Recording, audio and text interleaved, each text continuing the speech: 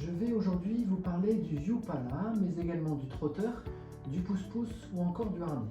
Si je vous fais un petit quiz, un seul de ces objets peut être utile dans cette liste et vous aurez la réponse en écoutant cette vidéo.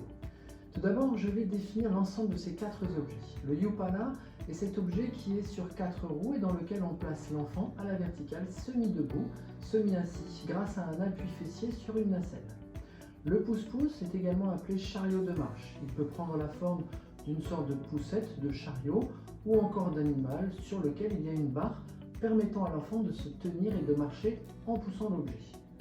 Le trotteur est parfois utilisé selon les sites sur lesquels vous irez pour parler du Yupala ou du pousse-pousse. Enfin, le harnais est une sorte de baudrier d'escalade dans lequel on place l'enfant et qui est relié à une corde tenue par l'adulte ou à une arche.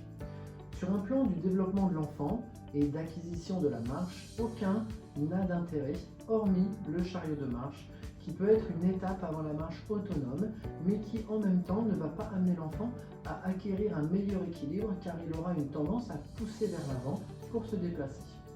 Il peut toutefois être intéressant lorsque l'enfant fait des arrêts pour attraper un objet en se mettant accroupi, qu'il redémarre et qu'il se retourne, ce qui va l'amener à exercer des postures intermédiaires.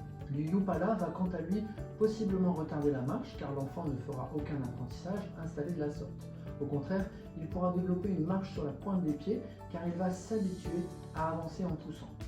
Enfin, il n'est également pas bon au niveau de l'écartement des hanches qui l'entraîne. Le harnais n'a également aucun intérêt car si l'enfant tient debout et qu'il marche, autant le laisser avancer seul. Ce matériel a peut-être été inventé pour rattraper une chute éventuelle, mais dans ce cas, l'enfant n'apprendra jamais à avoir les bons gestes, alors qu'une motricité libre lui aura permis de les développer. Enfin, il a peut-être été inventé pour rassurer les parents lorsqu'ils se promènent dans des endroits denses en population. Dans ce cas, privilégier l'écharpe de portage. Donc à la réponse du quiz, seul le chariot de marche peut valoir un achat. Je vous remercie pour votre écoute et à vous de jouer.